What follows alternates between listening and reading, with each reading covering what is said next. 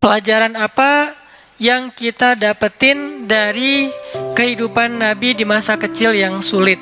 Kenapa hidup Nabi itu susah, teman-teman? Salah satu hikmahnya agar Nabi belajar quwwatut tahammul, agar Nabi belajar kemampuan menanggung beban.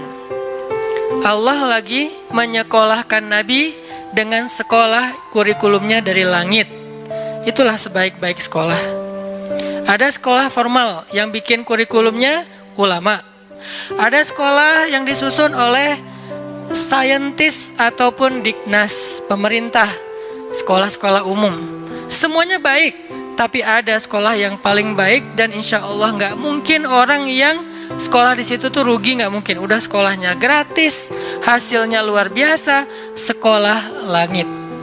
Apa itu sekolah langit, teman-teman? Kehendak dan ketentuan Allah dalam kehidupan kita itu adalah sekolah bagi kita.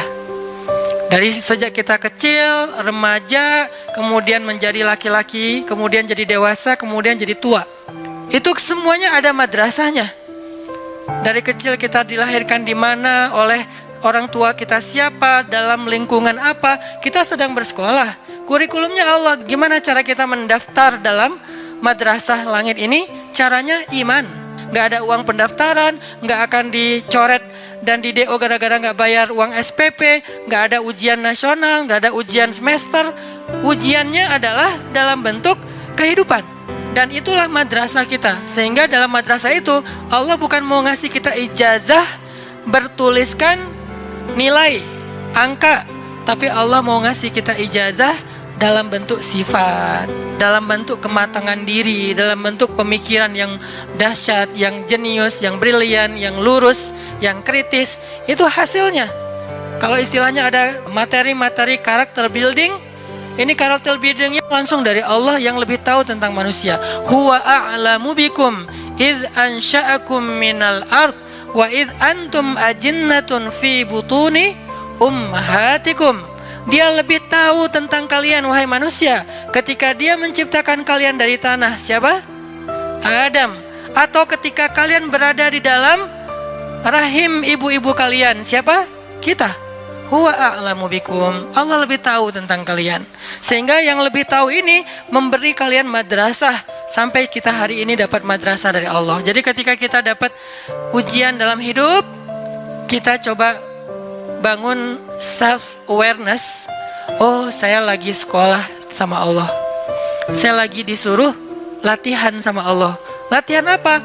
Salah satu yang paling gampang adalah belajar quwwatut tahammul, kemampuan mengangkut beban.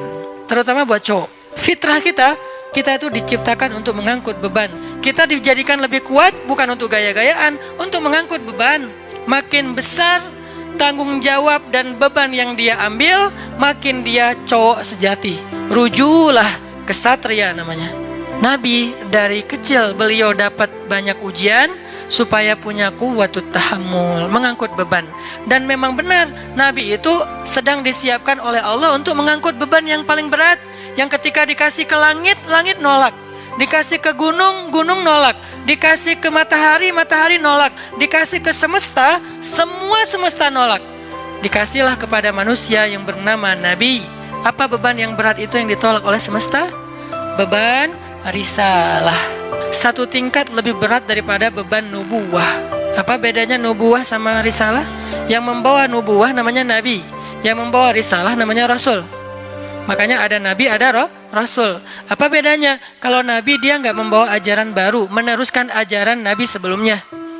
Tapi kalau Rasul membawa ajaran baru, sehingga penolakan publiknya lebih tinggi, ujiannya lebih berat kalau Rasul itu. Dia seperti membawa syariat baru. Kebayang ya? Kita udah punya tradisi, lalu kita juga punya nasionalisme. Kita punya budaya yang sudah sangat tua, lalu ditambah lagi dengan punya nasionalisme yang hampir 100 tahun itu, tiba-tiba datang seorang laki-laki mengatakan, tinggalkan semuanya, inilah yang benar. Gimana kira-kira penolakannya?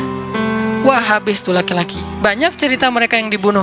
Makanya Bani Israel yaqtulunal anbiya bighairi haq, membunuh para nabi tanpa alasan yang dibolehkan. Kenapa? Menolak ajarannya.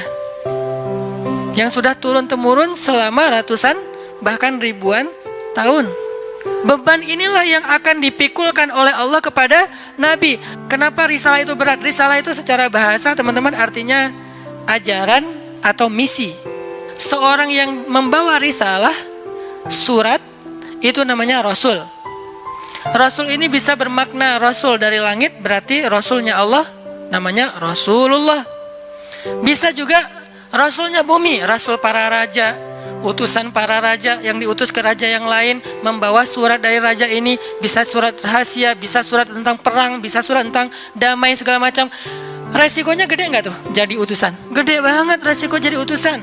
Ini utusan Allah, bukan kepada satu orang, kepada lil alamin, lin nasi kafatan ajmain, kepada banyak manusia. Ini beban yang berat.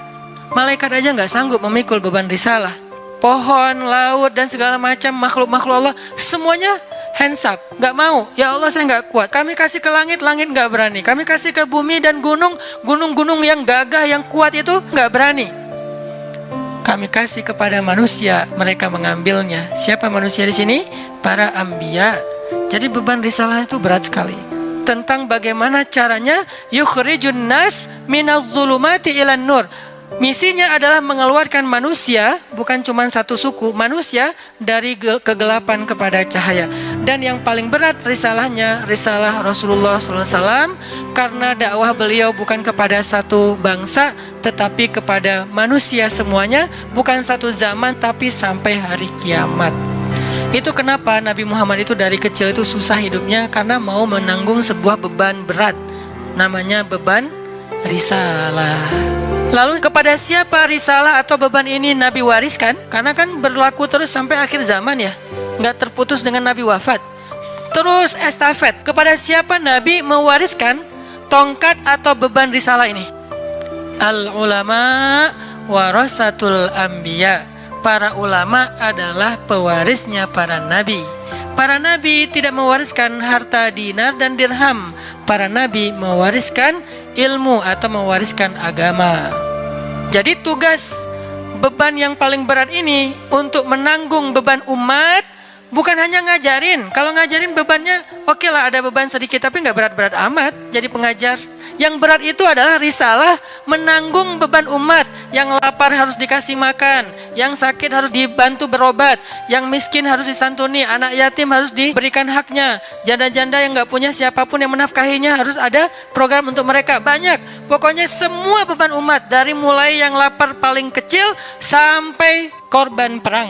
Itulah beban umat yang diambil oleh Nabi. Nggak boleh ada yang terzalimi di muka bumi.